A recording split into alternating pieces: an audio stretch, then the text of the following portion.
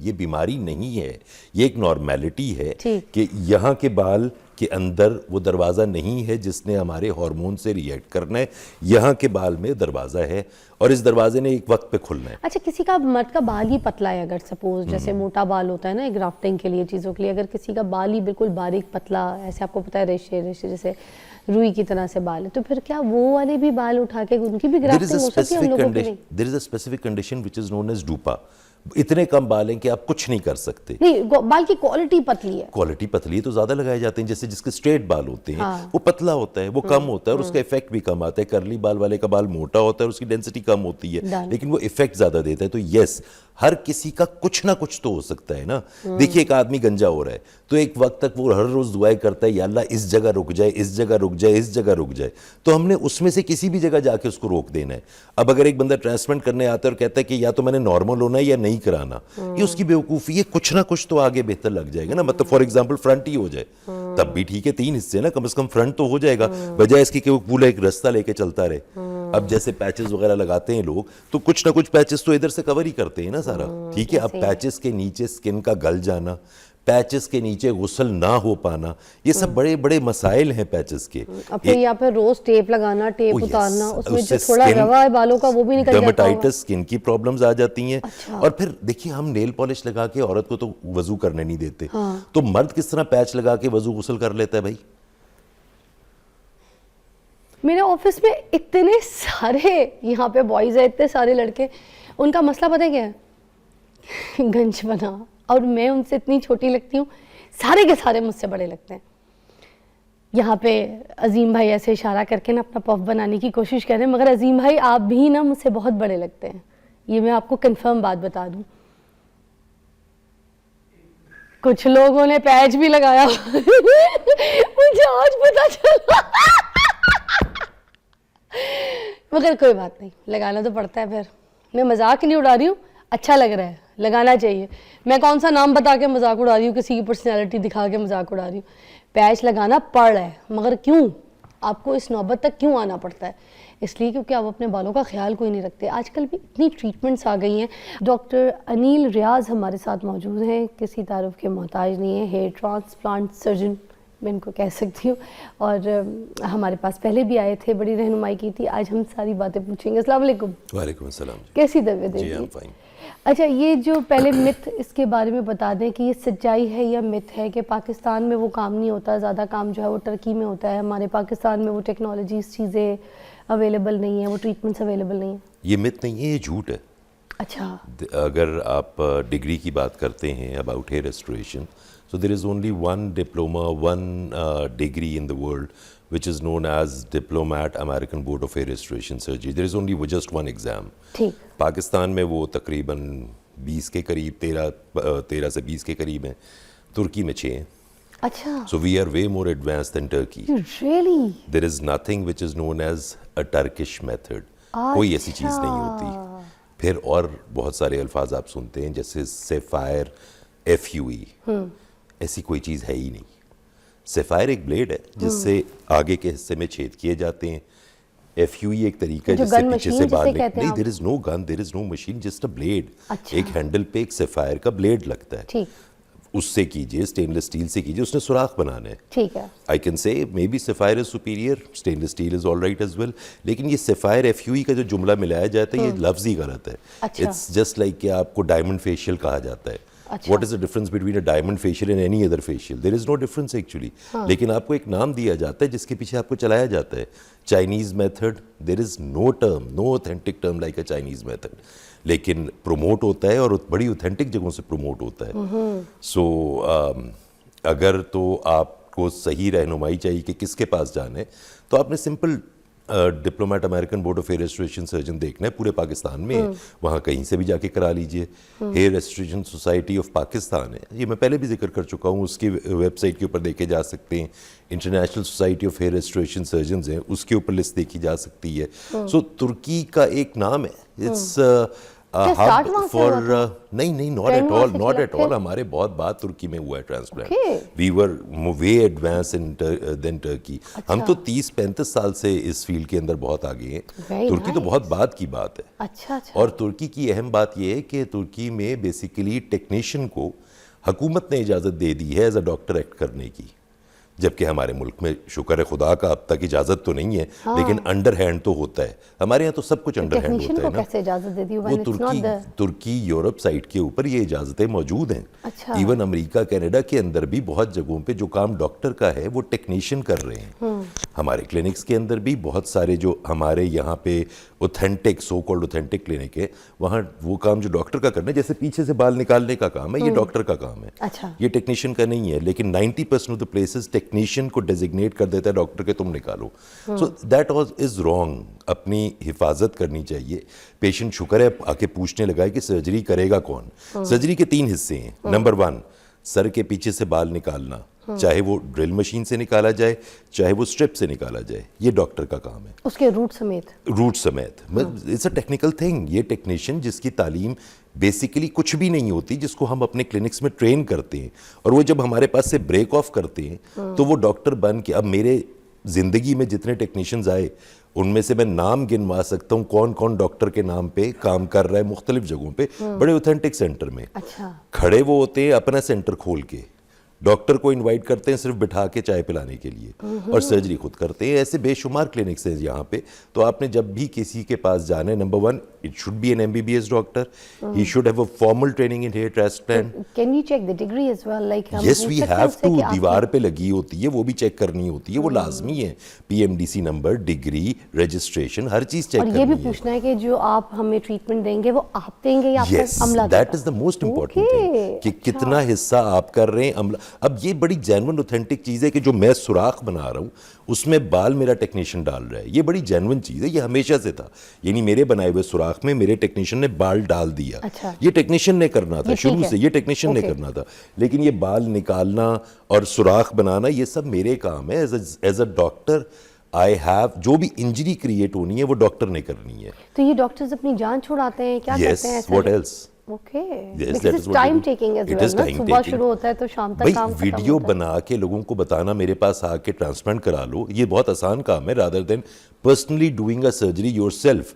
आप वीडियो बनाते रहें और 10 से केसेस खड़का दें, पीछे आपके टेक्नीशियंस कर रहे हैं, ठीक है, और आप शो मारे मैंने 10 केसेस कर दिए, ठीक है, और खुद से आप करें तो एक शायद आपसे मुश्किल से हो, मैक्सिमम आप 2 कर सकते हैं अगर आपने खुद से करना हो।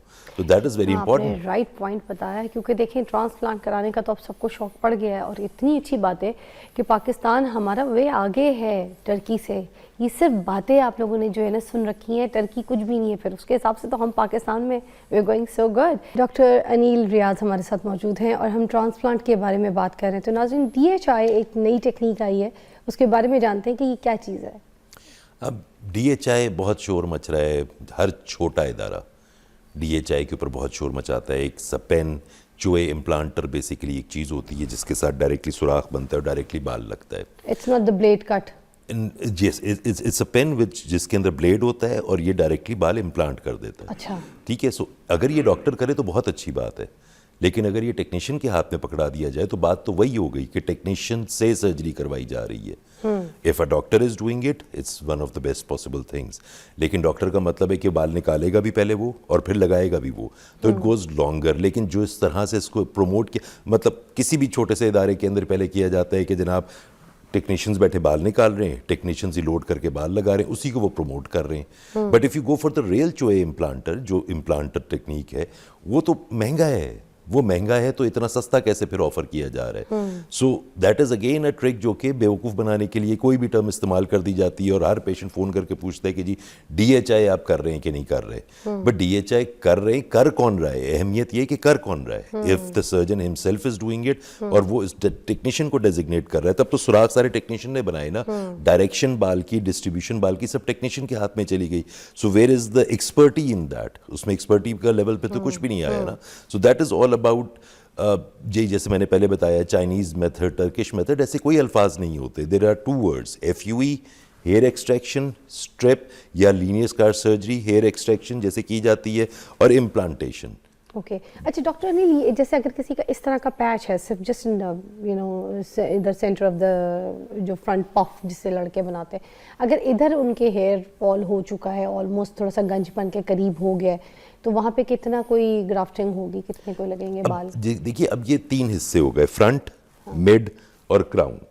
इस क्राउन की अहमियत नहीं होती किसी भी गंजपन के अंदर। फ्रंट की सबसे ज्यादा अहमियत है, फिर मिड की आती है। तो फ्रंट के ऊपर तकरीबन 2-2.5 हज़ार ग्राफ्ट जाना पड़ता है। 1500 से 2.5 हज़ार तक ये ग्राफ्ट जाता है। ग्राफ्ट किसे कहते हैं? हमारे सर के बाल जो होते हैं ना, ये बेसिकली 2-2, 3-3, 4-4 के पेयर्स में लगे होते हैं। ये कॉन्सेप्ट गलत है कि एक सुराख से 3 बाल निकल रहे हैं। दे आर क्लोज टुगेदर, एक ही सुराख में 3-3 बाल इकट्ठे होते हैं।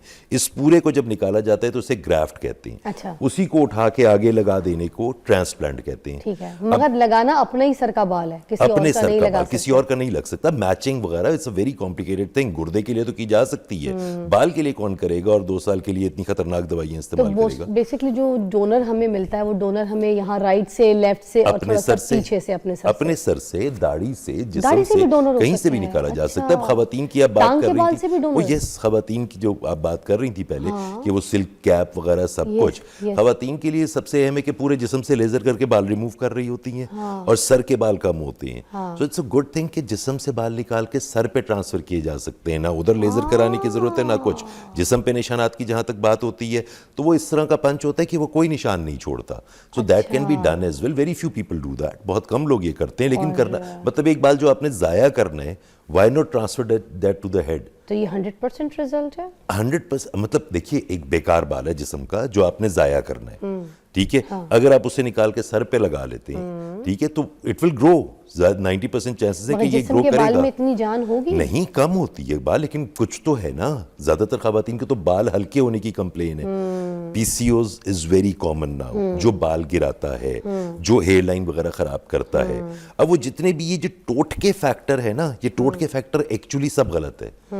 जितना भी ये आपने जिस तरह जिक्र किया, silk cap, it may feel good, ठीक है, बाल को अच्छा रख सकता है। मतलब हम थोड़ा सा एहतियात कर सकते हैं ना। वो ये बात है कि एहतियात में ये कि जैसे सिल्क वगैरह कैप पहन ली, बालों को इतना कस के नहीं बांधा, क्योंकि ब्रेकेज तो आती है, लोग कस के बाल चोटी बांध के सो जाते हैं। देखिए, मैं बड़ा बाल टूट प्लेनली जाता है। बता रहा हूँ, खवातीन के 2 बहुत बड़े बड़े अहम मसले हैं, विटामिन डी, आयरन, थायराइड। ये खवातीन की कहानी मर्दों की कहानी से यकसर मुख्तलिफ है। जिंक की इंटेक नहीं है ना, खवातीन की कहानी में आयरन आएगा, थायराइड होगा, या फिर उनका ये विटामिन डी फैक्टर आएगा, फिर पीसीओएस फैक्टर आएगा, हार्मोनल फैक्टर आएगा। मर्द का तो फैक्टर ही जेनेटिक है। वो पैदा हुआ था तो टाइमर लगा हुआ था कि इस टाइम पे तुमने गंजे हो जाना है। होए होए। मर्द का तो जो गंजा है उसका हो गया। लाइन मर्द का टाइमर लगा हुआ था किस टाइम पे तुमने गंजे हो जाना है। Very nice. अच्छा, ये होता है। Yes, that you're born with it. You're born. It's again, ये बीमारी नहीं है, ये एक नॉर्मेलिटी है कि यहाँ के बाल के अंदर वो दरवाज़ा नहीं है जिसने हमारे हार्मोन से रिएक्ट करना है। यहाँ के बाल में दरवाज़ा है और इस दरवाजे ने एक वक्त पे खुलना है। अच्छा, किसी का मर्द का बाल ही पतला है, अगर सपोज जैसे मोटा बाल होता है ना ग्राफ्टिंग के लिए, चीज़ों के लिए, अगर किसी का बाल ही बिल्कुल बारीक पतला, ऐसे आपको पता है रेशे रेशे जैसे रुई की तरह से बाल है, तो फिर क्या वो वाले भी बाल उठा के उनकी भी ग्राफ्टिंग हो सकती है? हम लोगों की नहीं। There is a specific condition which is known as डूपा। इतने कम बाल हैं कि आप कुछ नहीं कर सकते। नहीं, बाल की क्वालिटी पतली है। क्वालिटी पतली है तो ज्यादा लगाए जाते हैं। जैसे जिसके स्ट्रेट बाल होते हैं, वो पतला होता है, वो कम होता है और उसका इफेक्ट भी कम आता है। करली बाल वाले का बाल मोटा होता है और उसकी डेंसिटी कम होती है, लेकिन वो इफेक्ट ज्यादा देता है। तो यस, हर किसी का कुछ ना कुछ तो हो सकता है ना। देखिए, एक आदमी गंजा हो रहा है तो एक वक्त तक वो हर रोज दुआएं करता है, या अल्लाह इस जगह रुक जाए, इस जगह रुक जाए, इस जगह रुक जाए। तो हमने उसमें से किसी भी जगह जाके उसको रोक देना है। अब अगर एक बंदा ट्रांसप्लांट करने आता है और कहता है कि या तो मैंने नॉर्मल होना है या नहीं कराना, ये उसकी बेवकूफ़ी है। कुछ ना कुछ तो आगे बेहतर लग जाएगा ना। मतलब फॉर एग्जाम्पल फ्रंट ही हो जाए तब भी ठीक है, 3 हिस्से ना, कम से कम फ्रंट तो हो जाएगा, बजाय इसके कि वो पूरा एक रास्ता लेके चलता रहे। अब जैसे पैचेस वगैरह लगाते हैं लोग, तो कुछ ना कुछ पैचेस तो इधर से कवर ही करते हैं ना सारा, ठीक है। अब पैचेस के नीचे स्किन का गल जाना, पैचेस के नीचे गुस्ल ना हो पाना, ये सब बड़े बड़े मसाइल हैं पैचेस के। अब फिर यहाँ पे रोज टेप लगाना, टेप उतारना, उसमें जो थोड़ा रवा है बालों का वो भी निकल जाता होगा। डर्मेटाइटिस, स्किन की प्रॉब्लम्स आ जाती हैं। और फिर देखिए, हम नेल पॉलिश लगा के औरत को तो वजू करने नहीं देते, तो मर्द किस तरह पैच लगा के वजू गुस्ल कर लेता है भाई? अब जैसे किसी की तरफ देखेंगे तो नहीं कहेंगे मैं कही थी साथ सुनिएगा जरूर किसी को कही थी साथ सुनिएगा, मैं कौन सा उनको दिखा रही हूँ, राइट, है ना, मतलब दिखाऊं तो वो बात गलत है, देखिए मगर ना, मैंने कहा आप भी सुन ले। जो जेन्युइन पैच है वो चिपकाया जाएगा, जो अच्छा लगेगा वो चिपकाया जाता है। ठीक है। क्लिप वाला पैच आर्टिफिशियल लगता है। अच्छा। क्लिप वाला पैच जो चिपकाया जाता है, तो जब आप उसको उतारते हैं तो गोंद कुछ ना कुछ तो लगी है ना, अब उसमें गुस्ल कैसे होगा? अब आप 100 दफा कहें कि जी हो गया, तो अल्लाह मैंने कौन सी चपेड़ मारनी है? वो तो बस हो गया तो हो गया, करते रहें। लेकिन जब हमारी औरत नेल पॉलिश के साथ वजू करती है तो हम बहुत एतराज करते हैं कि जी नेल पॉलिश के साथ वजू नहीं होता। अच्छा, एक जैसे मैं बाहर मुल्क से जाती हूँ तो वहाँ पे आपको पता है यहूदियों में वो चीज़ होती है ना कि वो सर नहीं दिखाती हैं औरतें, तो वो स्कार्फ या इस तरह की चीज़ या फिर विग पहनती हैं, ज़्यादातर सारी विग पहनती हैं। वो विग इसलिए पहनती हैं कि वो कोई फैशन या बाल का वो नहीं, वो अपना सर अपने उसको छुपाती हैं, उनकी कोई ये पीछे Right. आपको पता है ना लॉजिक है। तो उनके सरों में फिर वो हेयर फॉल नहीं होता जो अपने बालों देखिए, को, सर बालों के को- ऊपर भी एक पूरी विग लगा के? सर को कवर रखने से हमारा जो वेस्टर्न साइड है वो तो बहुत ज़्यादा कहता है कि आपका बाल गिरता है, लेकिन ऐसा नहीं होता। जिसका बाल गिरना है उसका हार्मोनल और सिरम के जैसे मैंने आयरन बताया, ये इनकी वजह से गिरना है। उसका स्कार्फ करने से, सर को कवर करने से कोई ताल्लुक नहीं है। ठीक है कि हम कहेंगे जी क्योंकि ये हिजाब करती नहीं, है। स्कार्फ करने से नहीं, जैसे मैं कहती थी विग कि वो लग- स्कार्फ पहनती है या वो फिर विग या फिर टोपी वो विग होती पहनती है। है। हाँ। विग इज अ टोपी, वो जो ओके, खवातीन हाँ, की टिप, विग होती है, हाँ। इट्स अ टोपी। अच्छा, वो वो टोपी की टोपी। तरह की होती है, उसमें कोई ओके। चिपकने वाला एलिमेंट नहीं होता। ओके, ये It's just like a ये cap. चीजें ही नहीं होती हैं। नहीं, उसमें क्लिप्स होती हैं, वो लगती है। लेकिन एक चीज आपने बड़ी जेन्युइन बोली थी, कस के बांधने वाला बाल। कस के बांधने से जिसे कहते हैं ट्रैक्शन इंजरी होती है, यानी अगर ये रोज में खींचता रहूंगा तो यहाँ से मेरा माथा ब्रॉड हो जाएगा। इसको ट्रैक्शन इंजरी कहते हैं। ये खवातीन में बहुत कॉमन है जो कस के बांधती हैं। तो जब बच्चियां मेरे पास आती हैं तो मैं उनको सिर्फ ये कहता हूँ कि हिजाब करो, लेकिन उसको ढीला छोड़ के करो, बाल अंदर ढीले छोड़ के बाल करो। कस के और कस के जब बांधेंगे तो माथा बड़ा होना शुरू हो जाता है। You are so right. देखिए, ये चीज़ें भी बहुत इंपॉर्टेंट है क्योंकि हम लोग मोस्टली औरतों में होता है कि बाल कस के जूड़ा बांध लेती हैं और उसके ऊपर फिर बहुत सारी चीज़ें लगाती हैं ताकि वो पीछे से जो है ना जैसे एक वॉल्यूम बन जाए, और फिर उसके ऊपर स्कार्फ लेती हैं, तो उससे भी बाल जो है ना बहुत डैमेज और उसमें ब्रेकेज आ जाती है। स्कार्फ जरूर तो ले। स्कार्फ ले, हाँ, बहुत सी जो लड़कियां हैं मैं देखा वो सिर्फ सादा स्कार्फ लेती हैं और वो बहुत खूबसूरत लगती है, लूज सा, बड़ा प्यारा सा। तो एनीवे, एक और बहुत इंपॉर्टेंट चीज़ कि जब पीछे से बाल निकालते हैं आप लोग, तो उधर पीछे ना लोगों को मोस्टली इन्फेक्शन हो जाता है, दाने निकल आते हैं मोटे मोटे, फिर वो एंटीबायोटिक की क्रीम्स या फिर उसको आप लोग एंटीबायोटिक के कोई शायद मेरे ख्याल से कोर्सेज देते हैं, तो किस सिचुएशन में होता है? क्या वो ख़राब हो जाता है जब पीछे से बाल निकालते हैं? कोई ऐसी इन्फेक्शन हो जाती है जिसकी वजह से मोटे मोटे दाने और चीज़ ख़राब हो जाती है? देखिए, जब बाल निकाला जाता है तो देखना ये ज़रूरी है कि स्टरलाइज चीज़ से निकाला जा रहा है, उसको माहौल कैसा दिया जा रहा है, वो अच्छा। जगह साफ सुथरी है जहाँ हो रहा है कि नहीं हो रहा।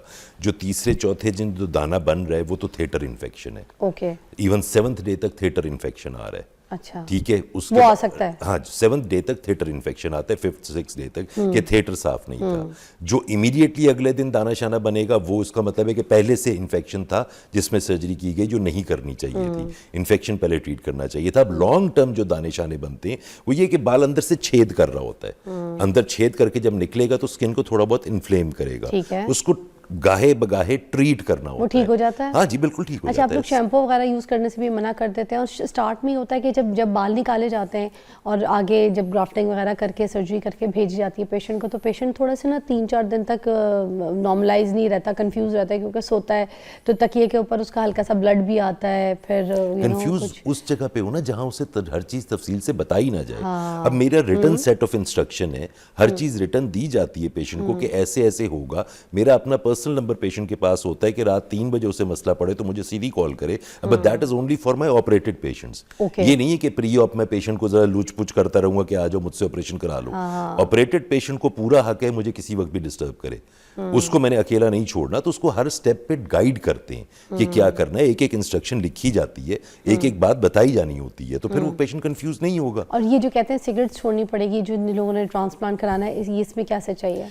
सिगरेट, निकोटीन, टार, ये सब चीजें नए न्यू ग्राफ्ट यानी कि जो कॉफी नया भी ग्राफ्ट है कैफीन उसको भी? डिस्टर्ब करती है। Also coffee? कैफीन वेजो कंस्ट्रिक्शन करती है, वेसल को छोटा कर, तो कैफीन वगैरह तो सिर्फ एक दिन का परहेज है जिस Okay. दिन सर्जरी हो रही है। Okay. सिगरेट का परहेज तकरीबन 1 वीक से लेके 6 हफ्तों तक चलता है। ओके, ठीक है, लेकिन इसका ये मतलब नहीं कि उसके बाद आप सिगरेट पियेंगे तो आपके बाल गिर जाएंगे। अच्छा, सिर्फ उस प्रोसेस उस प्रोसेस के दौरान, क्योंकि नया ग्राफ्ट है ना, अंदर हीलिंग हो रही है, तो हीलिंग में टार डैमेज करता है सबसे ज्यादा। निकोटीन उसमें वेजो कंस्ट्रिक्शन करती है, खराबी करती है। तो ये एक जेन्युइन चीज़ है। Thank you so much doctor Anil, आपने हमें बिल्कुल पिंची पिंची सारे जो सवाल हैं उसका जवाब दिया। आई होप जिन जिन लोगों ने अगर ट्रांसप्लांट कराना है they know what to do, क्योंकि हमने आज जिनसे ये सारे सवाल पूछे हैं, he is number 1 doctor. Take a break.